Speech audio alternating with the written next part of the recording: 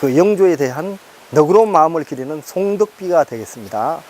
손자인 정조대왕이 직접 글을 짓고 또 글씨를까지도 쓴 의미 있는 이런 비석이 되겠습니다. 그 다음에 1896년 러시아 니콜라이 2세 대관식 때 우리 고종 황제의 특사로 그 세계 8개국 유럽 지역도 시찰하고 이렇게 돌아와서 기행문을 쓴 충파 김등년 선생님 역관의 우봉김씨 묘역을 탐방을 했고요. 오늘 그 지금 마지막으로 삼천사를 답사를 함으로써 우리가 은평구에 살고 있으면서도 아직까지 우리 지역의 역사를 잘 모르는 경우가 대부분이기 때문에 이론 강의와 현장 답사를 통해서 의미 있는 기회가 되지 않았겠는가 이런 생각을 갖게 되었습니다.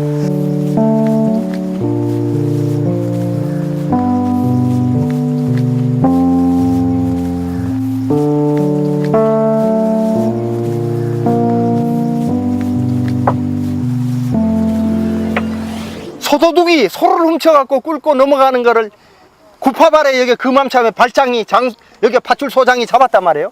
그래갖고 내용을 들어보니까 무슨 일인가 보니까 기한에 굶주리고 춥고 이래갖고 먹을 것이 없어갖고 소를 도둑질 했습니다. 이렇게 이제 얘기하는 거예요. 그래서 사정이 딱하잖아요. 그래서 이게 정치가 잘못돼갖고 그렇다. 그러면은 이거는 조선시대 때 농사를 짓는 소를 훔쳐보면 이거는 사형감이에요. 이거는 포도청에다 고발해갖고 이거는 이제 형을 받게 해야 되는데 딱 하니까 이제 연인군이 발장한테 그랬다고 이게. 그래서 법대로 처리하지 말고 사정이 딱 하니까 자기 재량껏 발장의 권한에 안에서 너그럽게 선처하시오 이렇게 했기 때문에 속값을 대신 물어주고 이렇게 했기 때문에 용서가 된 거예요. 그래서 그 아름다운 그 마음에 대한 송덕비요, 정조가 자기 할아버지 연인군 훗날의 영조에 대한 송덕비입니다. 그러니까 이거는 정조대왕이 즉위 5년에 할아버지 영조대왕의 고사를 생각해서 이렇게 사적비로 이렇게 찬양하는, 공적을 찬양하는 비로 세웠는데, 그러다 보니까 직접 짓고 직접 썼어요. 그래 이런 비가 드물다고, 왕이 직접 쓰고 직접 지은 비면이.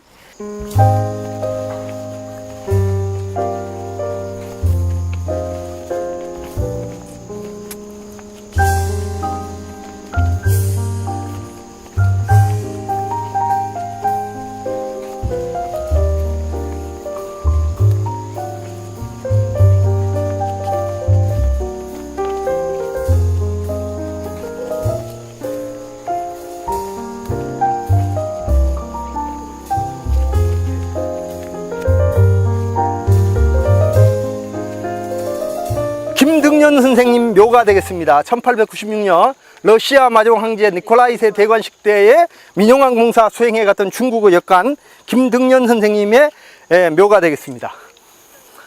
그런데 이분이 이제 세계 일주를 하고 8개국을 이제 여행을 하고 영국이라든지 그 당시에 독일이라든지 캐나다, 미국 이런 나라를 여행을 하고서 환구일기라는 일기를 기록을 했죠. 세계 견문록. 환구는 지구라를 얘기를 하죠. 지구 둥글다.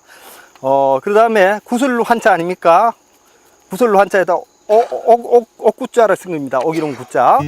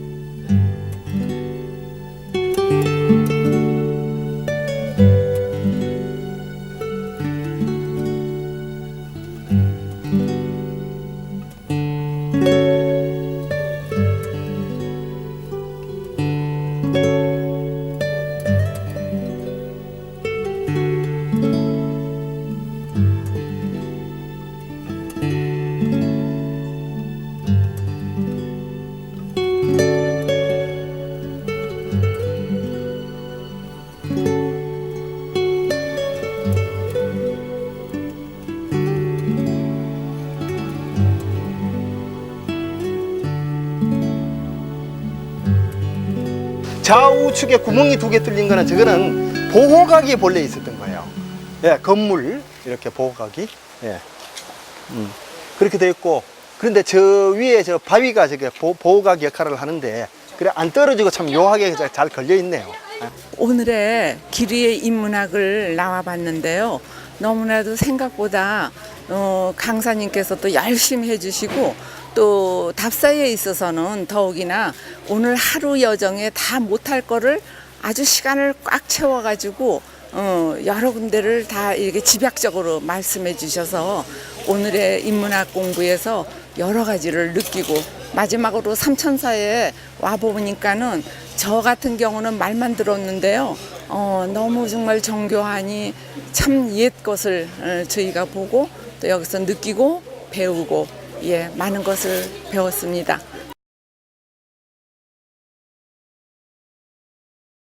프로그램 진행해 주실 박상진 선생님이십니다. 많은 박수 부탁드립니다.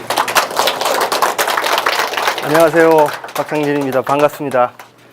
저는 국사편찬위원회 서울시 사료조사위원으로 활동을 하고 있고, 또 역사물 작가로 여러분들이 아시겠지만은 내시 국려연구로 제가 또 우리나라에서 제일 많이 아마 답사를 했을 겁니다. 그래서 북한산 내시 묘역이 있죠, 둘레길.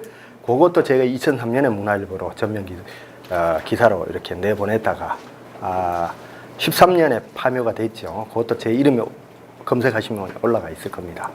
오늘 하여튼 우리 그 은평구 향토사를 근간으로 해서 여기에 얽힌 역사 이야기를, 좀 흥미로운 역사 이야기를 제가 한번 보따리를 풀어놓도록 하겠습니다. 하여튼 여러분 하여튼 흥미롭게 좀 이렇게 들어주시면 감사하겠습니다. 응암동 출토 투겁창이라는 이게 이제 신석기 시대에 이런 이제 그 청동 유물이 발굴이 됐습니다. 여러분들 아마 처음 볼 거예요. 이게 국립중앙박물관에 이게 지금 소장이 되어 있습니다. 그래서 이게 신석기 시대 때 이게 유물이 되겠습니다. 기원전 천년경을 전후한 시대죠. 이런 거를 통해서 봤을 때는 우리 은평구의 역사가 상당히 오래됐다. 이미 기원전 천년경 신석기 시대부터도 우리 여기가 은평구 지역에 사람이 살았다. 이런 것을 유물로서 우리가 입증되겠습니다. 그 다음에 이제 기원전 18년경에 백제의 이제 온조왕이 초대 온조왕이 또 북한산 인수봉, 백운봉에 올라갔고 나라를 세울 백제의 도읍터로서 이 지역을 또 답사를 했다. 이런 이제 기록으로 이제 삼국사기의 기록을 봤을 때 우리 은평구는 벌써 상당히 오래 전부터 이제 사람이 살아왔다는 것을 우리가 알 수가 있겠습니다. 그래서 우리가 은평이라고 했을 때는 그 두 자를 따온 겁니다. 조선시대 연음방과 상평방이라는 두 개의 방을 한 자씩 따와 갖고 은평이라는 지명을 사용을 했는데, 그래서 이제 그 일제 시대 때는 고향군 은평면이라고 그랬죠. 그래서 지금 상평방은 지금 이제 그 어디 쪽이냐 하면은 세금정 쪽 그쪽 일대를 상평방이라고 합니다. 예. 연음방은 뭐 이쪽이 지금 현재 이쪽 은평구 이제 이쪽에 뭐 녹번동, 불광도 이쪽에는 이제 연음방에 들어갑니다. 백제에 이어갖고 553년에 가면은 이쪽에 이제 신라의 영토가 돼갖고 이쪽이 신주라고 이렇게 이제 하게 됐고, 삼국 통일회 이후에는 이제 한산주라고 호칭을 하게 됩니다. 그 다음에 이제 조선시대에는 오부 중에서도 이게 이제 52방으로 이제 행정구역이 나눠지는데, 우리 여기는 이제 은평구 지역은 한성부 중에서도 이제 북부, 그 중에서도 성저 심리 지역에 해당이 되겠습니다. 한성부 북부. 그래서 우리가 한양이라고 그러면은 한성부가 조선시대 때 지금의 서울시에 해당되는데, 그 사대문 그 안에는 이제 그건 한양인데 지금 그 성 밖에 심리까지 이제 한성부 땅이 되겠습니다. 성저 심리까지. 그래서 성저 오리에 비석이 있었고 성저 심리에 또 경계표 비석이 있었습니다. 성저 오리비가 있고 심리비가 있었는데 지금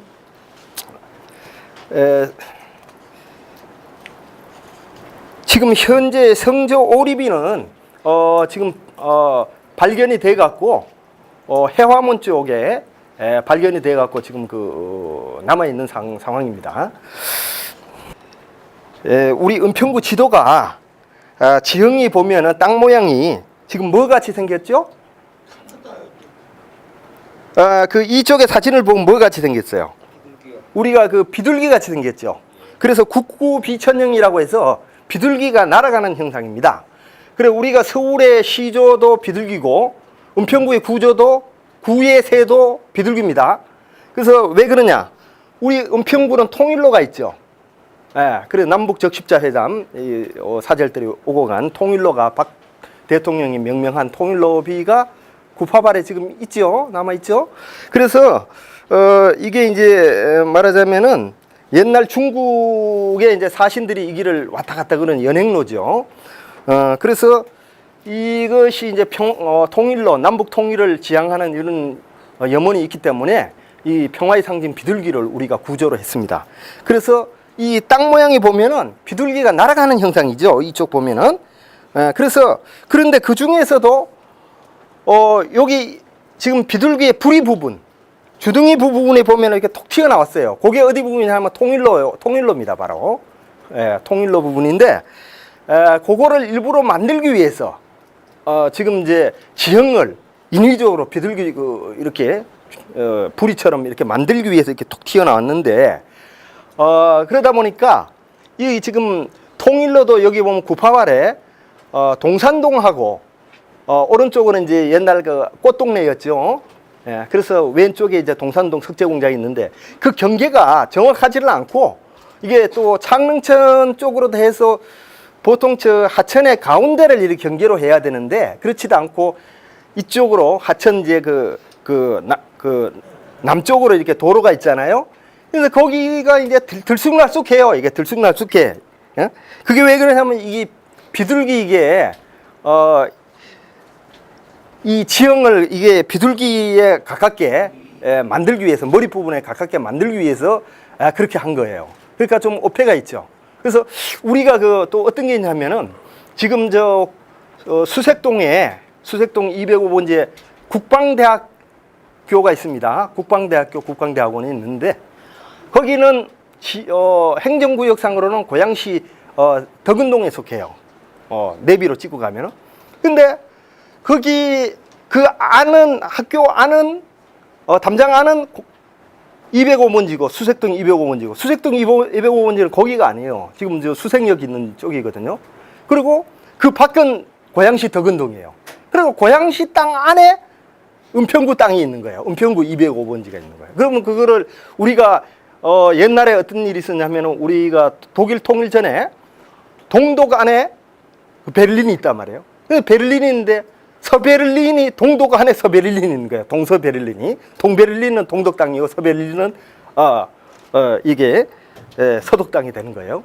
그런 식으로 우리가 고양시 안에 은평섬이에요. 거기는. 그리고 군사 정권 때는 그게 가능했죠. 말하자면. 그래서 이제 지금도 아직까지 이제 그렇게 되는데 본래 이제 그 밖에 국방대학교 밖에 덕은동 그 군인 아파트도 국방대학교에서는 사실 자기네들이 서울로 들어가고 싶다. 이랬지만 고양시에서 허락을 안 해주는 거죠. 말하자면은 또 여러 가지 세금 같은 그런 게 있으니까. 그래서 지금 우리나라의 전체적인 지형은 호랑이 이런 형상이죠. 거기 저 삼쪽에 사진이 있죠. 근역 강산 맹호 기상도라고 옛날에는 일본인들은 이거를 이제 조금 식민사관에 의해서 토끼 형상으로 이렇게 이제 표현을 했지만은 우리는 이제 이게 용맹한 호랑이 형상으로 이렇게 우리 지형을 나타냈습니다. 은평구에는 어떤 민속놀이가 있을까? 이걸 한번 살펴보도록 하겠습니다. 그래서 먼저 구파발 산대놀이에 대해서 한번 살펴보도록 하겠습니다. 지금 여기 지금 사진에 나오는 탈이 말입니다. 구파발 산대탈이 되겠습니다.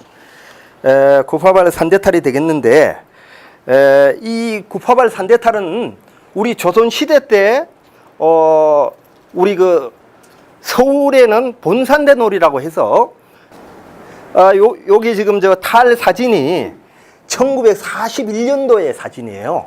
1941년도에 21점을 놓고서 찍었는데, 오른쪽에 지금 서 계신 분이 바로 이 탈을 수집한 분이에요. 사진을 찍으신 분이에요. 최상수 초대 민속학회장입니다. 작고 하셨는데, 이분이 그 봉천동에 사셨거든요. 그래서 양종숙 박사님이 이분한테 80년도에 매입을 하신 기증을 받으셨는가 봐요. 그래서 아마 처음 보실 겁니다. 그래서 우리가 이런 탈 사진이 있음으로써 우리가 재현이 가능하다는 거죠.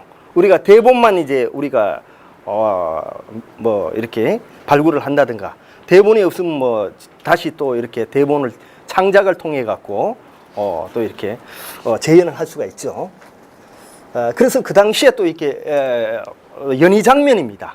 이렇게, 그런데 어디에서 도대체 이게 서울대학교인지 어디에서 저렇게 연희 장면을 찍었는지, 어쨌든 간에 해방 이후에도 구파발 산대가 남아 있었다는 얘기거든요. 저거는. 자, 이것도 또 이게. 그런데 이제 재미있는 것은 여기에 지금 1942년도만 해도 이분들이 관계자분들이 살아 계셨다는 거예요. 그래서 좌측에 계시는 분이 바로 그 당시에 산대놀이에 공연을 했던 연희자분입니다. 연희자분이시고 김창엽 씨고, 오른쪽에 분이 진성복이라고 이 탈을 제작했던 분입니다. 예. 그래서 이것도 지금 저 노장 중에서 과장의 한 장면, 좀 공연, 뭐 그 학생들이 이렇게 있는 걸로 봐서는 이거는 뭐 해방 이후라고 우리가 볼 수가 있겠죠. 뭐 7, 80년대 정도 될 것 같아요. 예, 이런 이제 공연 장면도 있고, 탈도 이렇게 남아 있으면서 우리가 지금 복원이 가능하다는 얘기입니다. 이것이 이제 우리가 이따가 이제 참배할 이분이 김등년 선생 그 묘가 되겠습니다. 호가 춘파가 되는데 1930년도에 작고하신 분이에요. 그래서 일제시대까지 사셨죠. 그래서 이분이 이제 고종조의 참의, 지금으로 말하면 차관 밑에 국장급까지 이렇게 의정부 참의까지 하신 분이에요. 그런데 이분이 1896년 니콜라이 2세 대관식 때 우리가 사절을 민용한 공사를 단장으로 해서 사절을 파견할 때 이분이 이제 수행을 가죠. 1896년 4월 1일 날 니콜라이 2세 대관식에 2등 참석안으로 해서, 이때 이제 참석한 분들이 윤치호, 최초로 이 윤치호 이분은 이제 영어를 일찍 배워갖고 뭐 그런데 그때 이제 같이 수행문으로 같이 동행을 하게 됩니다. 동행을 하게 됐는데 그 4월 1일 날 가갖고요, 10월 21일 날 귀국을 했으니까 그 노정이 보통 한 7개월 정도 소요됐다고 봐야죠. 그래서 이분이 세계 일주를 하고 8개국을 유럽 쪽에 이게 견문을 하고 최초의 세계 일주예요.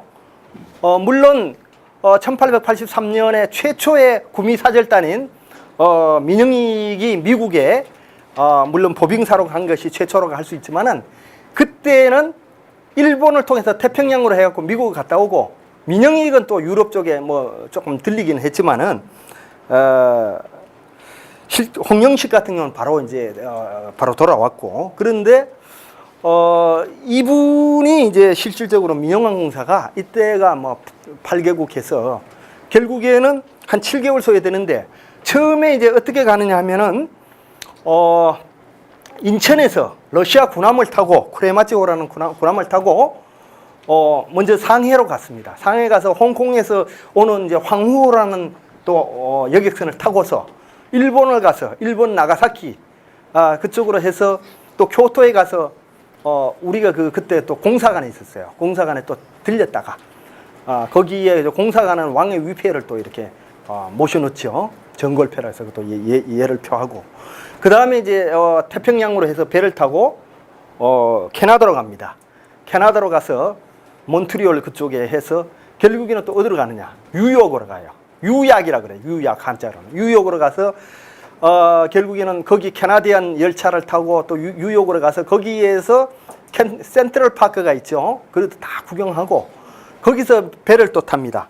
배를 타는데 그게 바로 영국의 상선 루카니아 혼대 20쪽의 그 사진이 있죠. 기선이 무진장 크죠. 이거는 말하자면 뭐 타이타닉호 그런 식으로 버금가는 건데 그래서 이거를 타고서 네덜란드로 갑니다. 네덜란드 플라싱 항구로 이제 가서 런던으로 해갖고 폴란드에 바르샤바 여기로 해서 독일로 해서 베를린 백림이라고 그러는데 모스크바 그 대관식이 있는 모스크바 크렘린궁에 거기 모스크바로 갔다가 대관식이 끝나고 그 당시의 수도는 모스크바가 아닙니다. 상트페테르부르크입니다. 지금의 제2의 도시되지만은 그 늪지를 메워갖고 신도시를 만든 거예요. 그래서 거기까지 이제 견학을 하고 오죠. 그래서 그 당시에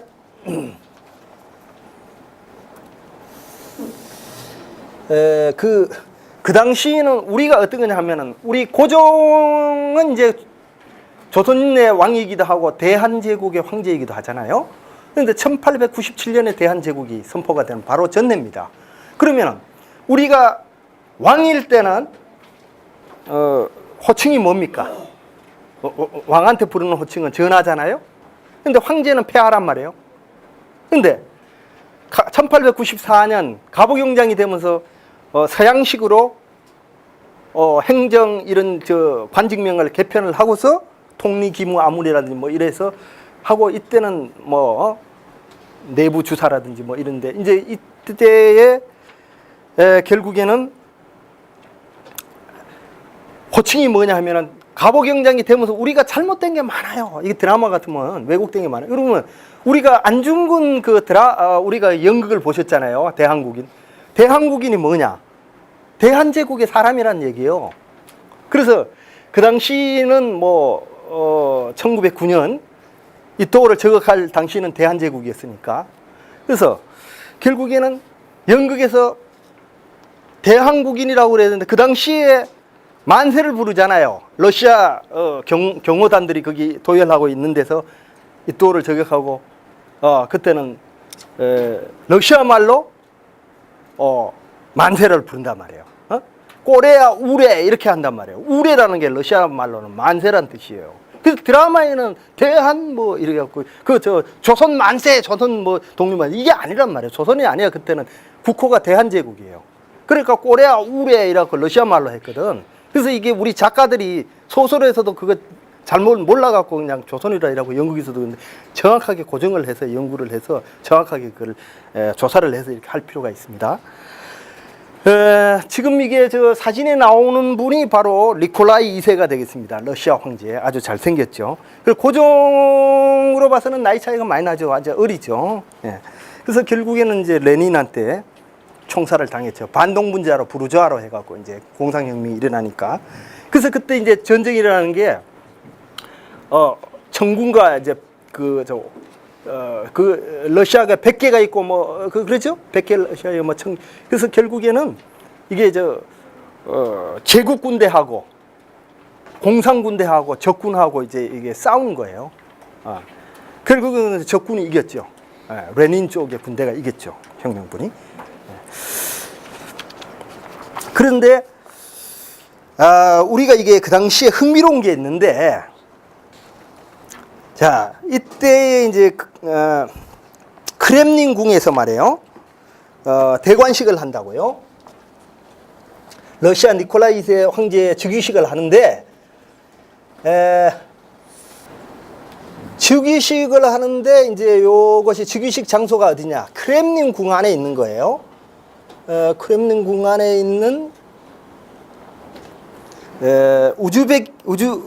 우즈벤스키 사원이라는 데인데 지금 사진에 나오는 건데 여기 사원이 좀 좁아요. 그러니까 성당이죠, 성당. 성당에 사는데 장소가 좁으니까 귀족들만 들어가고 그러는데 이때에 참여를 하려면 모자를 벗어야 돼요. 서양에는 대관식 하면 예를 갖추려면. 근데 우리는 어떻게 돼요? 예를 갖추는 게 갓을 써야 예를 갖추는 거예요. 서양에는 모자를 벗어야 예를 갖춘단 말이에요. 신사가 모자를 딱 벗으면서 이렇게 인사를 하거든, 숙녀한테. 그런데 이건 모자를 벗을 수가 없다. 갓을 벗을 수 없다. 이게 예가 아니다. 이래고 우리는 반대는 가 사고가. 보수적인 봉건국가인 조선, 청나라, 페르시아, 터키라는 나라가 본래 형제국이라 그러지만 이 사람들이 6.25 때 도와줘갖고 형제국이 아니에요. 우리가 그다음 월드컵 2002년 해갖고 터키 응원했다 그래갖고 형제국이라 그러는 그게 아니에요.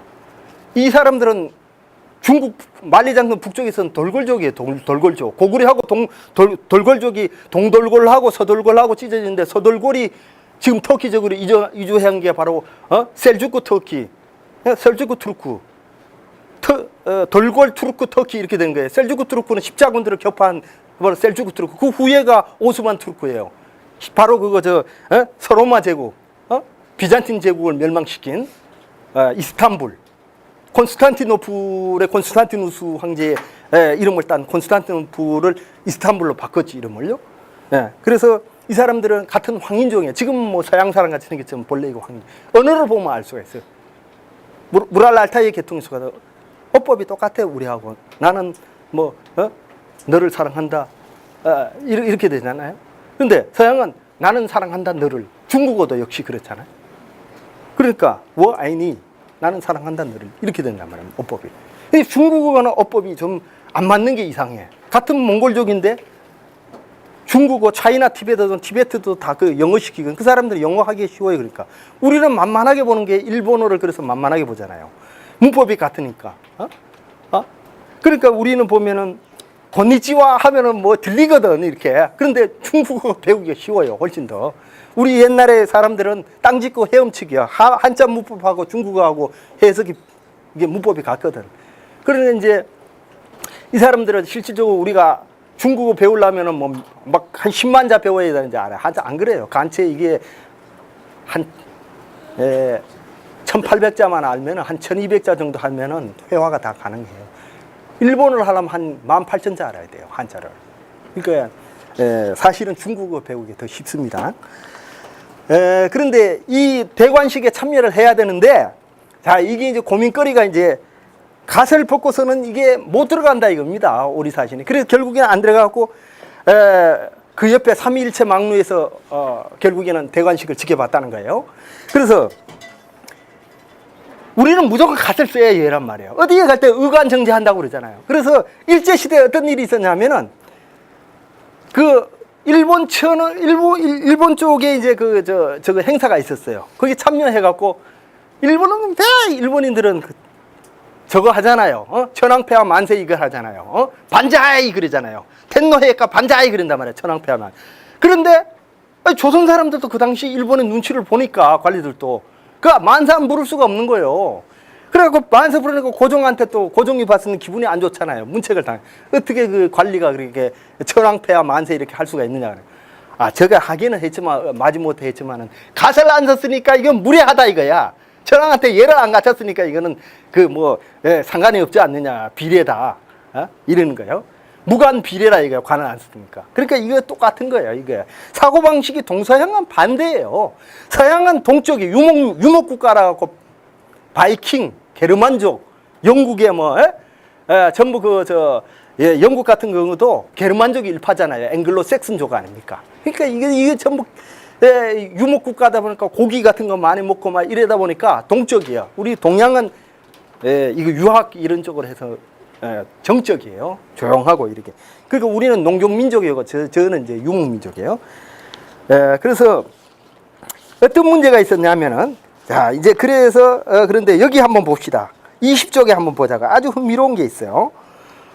거기 이제 20쪽에 중간에 이게 이제 명조체 저거 지금 궁체로 된 거 한번 보시자고요. 동방예의의 나라 조선을 떠나 난생 처음 거대한 여객선에 몸을 싣고 보니 진기한 것 일색이로다. 이상한 색깔이지만 눈 하나는 시원한 서양의 요조숙녀들, 이목구비가 뚜렷하잖아요. 그 다음에 어찌 그리 요란한 옷을 입고 있는다. 옷이 막 양장이 화려하잖아요. 그 다음에 내 얼굴이 잘생겨서일까 아니면 남녀 칠세 부동석을 몰라서일까. 우리나라는 7살만 되면 방을 따로 사용해요. 이거는 완전히 그 이슬람 수준이요. 우리 옛날에 그 스케치마 이렇게 치마를 이렇게 양반들이 외출했을 때는 쓰고 다니잖아요. 또 키 같은 것도 이런 거 뭐 이렇게 채찍을 하는 상민들은 또 부인들은 키를 쓰고 다녔어요. 그래서 거기에 여러분들이 너울이라는 게 있잖아요. 우리 궁녀들. 너울이 내가 문헌에 보니까 옛날 조선조 문헌에 보니까 이슬람에서 왔대. 회회에서 왔다고 그래. 내가 새로 밝혀냈는데. 그러니까 이거는 이슬람들은 뭐 차도를 하고 눈만 이렇게 내놓는데 우리도 거의 이슬람 수준이요. 그냥 막 그러니까는 그게 너울이라는 게 회회에서 왔다고 이래고 조선조 문헌에 나와요. 예, 그러니까 우리가 이제 그게 좀 그런 게 있었죠. 그게 결국에는 이슬람 여인들의 거기 너울이 들어온 게 우리나라 그 너울이 그겁니다. 차도로입니다. 그래서 이제 여기에 또 재밌는 게 보면은 양식을 서양 음식을 먹었는데 처음 먹었을 때 반응이 나옵니다. 양반네 진지상에 웬 쇠서랑과 장도는 등장하는가. 쇠서랑은 포크요, 장도는 나이프입니다. 입술을 찢지 않으면서 접시에 물건을 입에 넣는다는 것은 참으로 고역이구나. 희고 신눈 설탕을 처음에는 달고 달기에 이번에도 눈 같은 것을 듬뿍 떠서 찻종지에 넣으니 그 갈색 물 커피는 너무 짜서 삼킬 수도 뱉을 수도 없더라. 처음에는 설탕인데 두 번째도 설탕인데 넣었더니 소금을 잔뜩 넣어버린 거야. 이거 똑같은 하얀 거니까 뭐가 뭔지 몰라서. 그래 커피를 이거는 뭐 마실 수도 없고 뱉을 수도 없고 이제 그 말입니다. 그 다음에 20쪽 중간입니다. 인용문. 노루스름한 절편 치즈죠. 그 맛도 향기도 고약하구나. 청중이 모인 자리에서 웬 신사가 목살에 힘줄이 돋칠 정도로 소리를 지르니 테너입니다. 이거는 모두들 그럴 우러러 보더라. 서양에서 군자 노릇하기란 원래 저리 신사 노릇하기란 저리 힘든가 보다. 벌거벗은 것이나 다름없는 소녀가 까치발을 하고 빙빙 뛰기도 하고 멈추기도 하는데 발레입니다. 가녀린 낭자를 소녀를 학대하더니 서양 군자들은 참으로 짐승이로구나. 이렇게 이제 평을 했어요. 그러니까 그 당시에 발레가 뭔지를 모르니까 우리 여러분들 영화 YMCA 야구단 보셨죠? 처음에 야구 들어왔을 때. 그러니까 그거 보면 뭐 그냥 뭐 모자도 쓰고 뭐 그냥 한복도 입고 막 오합지졸이잖아요. 보면은 핫바지에다가 뭐 그 고등학교 그 교모를 쓰고. 그러니까 이제 그랬는데 그게 명성황후가 전기가 우리나라 들어온 게 몇 년 들어왔어요? 1887년에 들어왔어. 1883년에 우리가 보빙사로 미국을 갔다 온 다음에 이 전기를 보니까만 눈이 휘둥거려져요. 그래갖고 87년에 들어왔는데 본래 3년 전에 들어올 수가 있었어요. 그런데 이제 저것 때문에 못 들어온 거야 우리가. 그때에 이제 이제 이모군란이 일어나 버렸거든. 그래갖고는 이제 결국은 3년이 늦어졌는데 그래도 에디슨이 전기를 발명하고서 8년 만이에요. 8년 만. 굉장히 빠른 거예요. 이거 아시아에서는. 그 다음에 전차는 말이에요. 우리가 1899년에 그 경인선이 열차도 그 전기선이 전기기관차가 이제 경인선이 한강의 철교가 1900년에 한강 철교가 놓여집니다. 그리고 이제 처음에는 영등포까지 놓여졌다, 노량진까지 놓여졌다가 이제 서울역까지 연결이 되는데 그 다음에 그러니까 그 동시에 1899년에 동시에 철도하고 경인선하고 서울의 그 전차하고 같이 이게 개통이 돼요. 그런데 그게 전차가 교토에 이어서 우리가 1895년 교토에 의해서 아시아에서 두 번째로 전차가 놓이는 거예요. 대한제국 그만큼 이제 이 개화가 빨랐다는 거죠. 그래서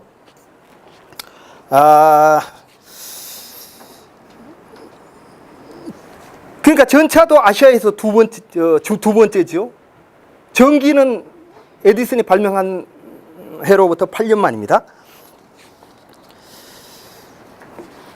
그래서 그 당시에 YMCA 야구단도 보시면 알겠지만은 그 명성황후는 뭐냐 하면은 스케이트 타는 거 보면 굉장히 호기심이 많았어.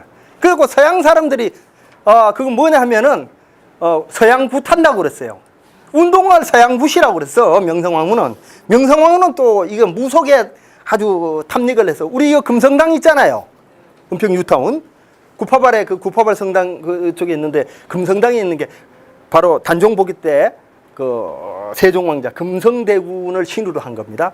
영주 가면은 수능에 가면 금성단이라고 금성대군의 저기 재단이 있잖아요. 그래서 명성황후의 굿당이에요. 그게 금성당이. 그럼 명성황후는 무속에 아주 맹신을 해갖고 그러니까 뭐 금강산 1만 2천봉 봉우리 하나마다 태자의 병을 낫게 하고 순종이 병이 많았고 몸이 약했거든. 쌀을 한 석씩 시주를 할 정도였어요. 그래서 서양 부설을 한다고 스케이트를 항상 그렇게 한다고 그러길래 뭐 이 춤추는 게 굿하는 거예요. 이게 뭐 뛰고 막 이렇게 하니까 막 이게 돌기도 하고 막 그러니까 그거를 꼭 한번 봐야 되겠다 이랬는데 우리가 발전소가 그 당시에 경복궁에 이제 건천궁에 불이 들어왔거든요. 바로 옥호로 있는데 거기 건천궁이야. 거기가 명성황후 시에 된 데가. 그래서 거기에 이제 향원정 물을 가지고 발전기를 돌린 거예요.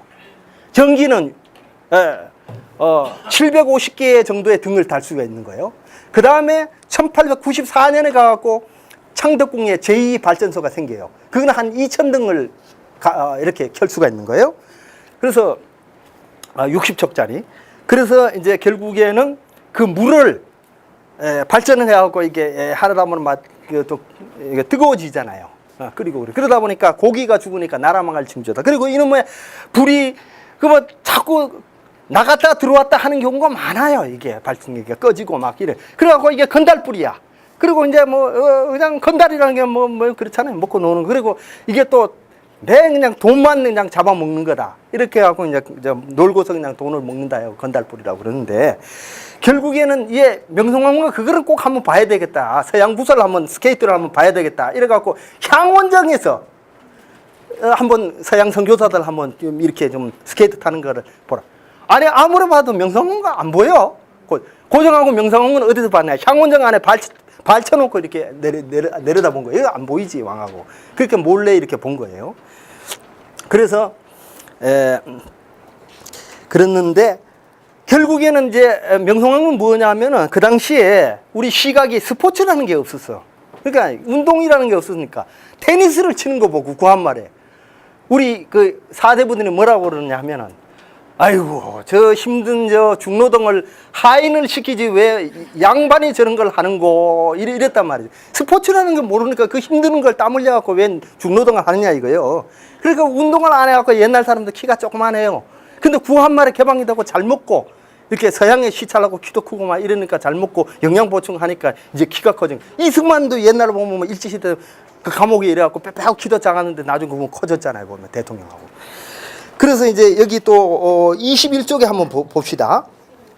여기 시가 있는데 이분이 이제 황구 일기 부하기장이라고 기행문을 또 아라사에 부임할 때까지 노정을 기록한 부하기장이 있고 그 다음에 황구음처라고 한시로 읽었는데 이거를 제가 은평문화원에서 또 번역을 했죠. 최근을. 그런데 향토사리집으로 냈는데 이것이 이제 또 그 당시 민영환공사가 열기구도 타본 거예요. 열기구, 비행선. 그래갖고 신선이 된 기분이다 이라고 한시로 또 읽었어요. 그 다음에 사각으로 된 방 안에 사람을 태워갖고 이렇게 정자로 끌어올린다. 마철로를 끌어올린다. 그게 말하자면 엘리베이터예요. 지금으로 말하면. 뉴욕에는 한 8층짜리 이런 호텔이 있었어요. 그래서 여기 한번 그 시를 보자고요. 양식을 들면서 이런 시가 되겠습니다. 21조. 긴 식탁 상보 위에 식단 펼치니 우유빵이 눈앞에 가득 쌓였네. 스프고기 생선야채 이어나오고 번갈아 바꿔주는 칼포크 접시. 때 아닌 귀한 과일 정반에 담겨 술잔에는 온갖 술 향기 넘치네. 식사 끝에 내어온 커피 한 잔 뒤 긴 복도 거닐며 담배를 피네 이런 게 또 이제 있었고 서양의 서국 여인행이라 이래갖고 이제 한번 또 보자고요. 그래서 이제 서양의 또 여자를 이제 우대하는 거에도 한번 보자 말이에요. 그래서 서양에선 예로부터 여자가 우선 레이디 퍼스트, 손님과 마주 앉아 꺼림이 없네. 남녀 유별이 없죠. 입 맞추고 손잡으니 정이 돋아와 술청하고 차평하며 끝없는 얘기. 어깨 가슴 드러내도 예절은 발라. 때때로 부름받아 황궁에 드네. 나비처럼 사뿐히 춤을 다투니 긴 치마 땅에 끌며 술을 놓는 듯. 이런 이제 또 시를 지었습니다. 그래서 이분이 이제 결국엔 또 사행이 타고 가는 500피트 길이의 기선 배는 말이에요. 영국의 제임스 와트가 차추전자의 원리를 이용한 것이라고 또 소개를 하고 있고, 캐나다에서는 기차로 시간당 50km를 달리는데 우리나라에서 기차를 이용한다면 가마꾼이나 말구정을 다투지 않고도 하루에 조선 땅 이쪽에서 저쪽까지 닿을 수 있다. 이런 또 기록을 이렇게 썼단 말이에요. 그리고 이제 여기 또 지금 보면은 22쪽에 또 시가 또 흥미로워요. 아라사 황제 릉이 말이에요. 한 성당에 있다. 이거예요. 저 서양에는 황제 능이 어디냐 하면 석관으로 돼갖고 다 이게 성당의 지하에 있거든. 그래서 명당이 필요 없다 이거야. 풍수지리 명당이 이게 다 허튼 소리라 이겁니다. 예배당에 모셔둔 역대 황제들 천랑간 속 옥관이 무덤이라네. 조선의 풍수정이 이걸 본다면 풍수지리 모든 게 헛것되겠지. 풍수지리가 필요가 없다 이거야. 이런 쪽에는. 그러니까 다 이게 헛것이라 이거야. 다 이게 미신이라 이거죠. 그래서 그 당시에 또 흥미로운 거를 내가 한번 보여드릴게요. 이게 말이에요. 황금 공작시계예요. 황금 공작시계. 우리가 왜 그 뭡니까? 우리가 세종대왕이 발명한 자격루가 있죠. 물시계. 그러면 그 12지 동물이 이렇게 하면서 시간이 되면은 종을 땡땡 치고 원숭이 이러면은 신시가 되면 원숭이가 종을 땡땡 치고 그러잖아요. 원숭이 인형이. 그러니까 이게 공작시계예요. 시간이 되면 공작이 까딱까딱 하면서 이게 막 울면서 이제 소리를 이렇게 하고 시간을 알려주는 황금 공작시계예요. 그 다음에 상트페테르부르크 여름 궁전이 있고 겨울 궁전이 별궁이 있는데 거기에 삼선 분수도 있고 막 물이 막 이렇게 쭉 분수가 올라가다가 그게 막 한 200개 돼. 그러니까 막 올라가다가 막 멈추고 막 이런 게 있었고, 그리고 이제 요거 간단하게 시간이 없으니까 요것만 내가 얘기하고 5분 내로 마칠게요. 그 23쪽 신윤복 얘기만 하고 끝낼게요. 신윤복 선생님 여러분들 아시죠? 해원 신윤복이 우리는 정선 기념관하고 지금 허중 기념관을 양천구에는 크게 지어놨어요. 화가 정선은 뭐예요? 먹으로 그린 이 그림들이 대부분인데 이분은 칼라로 그렸잖아요. 그죠? 지금 이 사파가 있죠. 25쪽. 25쪽에 지금 신윤복의 월화정인이라는 이게 남녀가 달밤에 만나는 게 월화정인이에요. 정인은 이게 애인이고 월화는 달빛 아래. 그래서 이게 보면 뭐라고 나오냐면 화제가 한시가 고이 있죠. 양인심사 양인지라 이렇게 돼 있어요. 두 사람 마음 두 사람만이 안다 이런 뜻이에요. 그래서 달빛 아래 이게 몰래 은밀한 데이트를 하죠. 그 다음에 이게 신윤복의 연소답청 이거는 이제 꽃놀이를 간 거예요. 봄에 기생들하고. 그래서 제가 이제 구청장님 한번 면담을 했는데 야 양반들은 참 좋았겠다 그러더라고. 이거 그림 보고. 그래서 이게 성북구의 간송미술관에 이 그림이 좀 화첩이 신윤복의 화첩이 남아 있습니다. 한 30장 돼요. 그래서 이게 지금 저 동대문 운동장 거기에 지금 저 디자인 센터 오픈하면서 8,000원에 지금 이제 전시하고 있는데 이 그래서 해원 신윤복 이분의 그 무덤이 어디 있었냐면 지금 가련이동 대성 목욕탕이 있는 데 있죠? 그쪽에 있었어요. 가른동 12번지, 14번지 정도에 해당되겠네요. 그래서 거기에 이제 그 광주이시, 경기도 광주이시 이제 그 묘 위쪽에다 한 1만 평 된다. 그러니까 이 7대 조모가 첫째 부인이 바로 중종의 장인 신수군의 딸이었고 둘째 부인이 광주이시였단 말이에요. 그래서 지금 이제 이 묘를 본래 어디로 나오냐 하면은 양주 연서 구산리라고 이 족보에 나와요. 그래서 이쪽에는 서자 집안이요. 말하자면은 신숙주의 동생 되는 신말주의 후손이 되겠습니다. 그래서 그런데 여기 지금 묘 설단 사진이 나오죠. 24쪽에. 그래서 지금 이분이 또 보면 여성으로 이렇게 드라마 뭐 소설에 이게 나오고 그러는데 바람의 화원이라고 해서 SBS 드라마에 여자로 나왔죠. 왜 그러냐? 남녀 유비인데 어떻게 그 기방을 그렇게 그림을 남자가 사대부가 사대부는 아니지만 중인을 그릴 수가 있었겠느냐? 이제 이런 거 중인은 이제 그 말하자면 서자는 서자입니다. 중인들은 역관으로만 나가고 그러는데 화가 또 그렇지 않으면 이쪽에 또 화원으로 나가고 그러는데 결국 여기 관직에 보면은 첨절제사라고 나와요. 이 신윤복의 관직이 무관인 절제사를 지냈단 말이죠. 그러니까 정삼품 무관인데 결국에는 이거는 여자가 이게 무관을 어떻게 지내겠어요. 그래서 앞으로 이쪽에 해원 신윤복 거리로 해서 해원로로 뭐 하든가 해서 뭐 동판으로 해서 하나의 뭐 이런 그림 같은 거 하나 해서 이렇게 뭐 할 예정인가 봐요. 그래서 우리가 해원 이제 향토박물관에 지금 준공이 됐어요. 8월에 오픈하려고 그러다 더워서 10월 뭐 한 둘째 주 해서 한옥단지 안에 지금 한옥단지 안에 진관서 입구에 지금 다 지었는데 오픈할 때 그때 가보시도록 하고 뭐 신윤복 있던 자료라든지 또 구파발 산드놀이 이런 자료도 내시 궁녀라든지 이런 자료도 또 진열을 해야 되지 않겠는가 이런 생각이 듭니다. 그래서 앞으로 우리 은평의 역사 몰랐던 것을 좀 여러분들이 또 아셨으니까 좀 애양심을 가지고 우리 같이 힘을 합쳐서 우리 그 은평에 앞으로 문화가 살아있는 마을을 만들기 위해서 다 같이 노력했으면 좋겠습니다. 이상으로 강의 마치겠습니다. 감사합니다.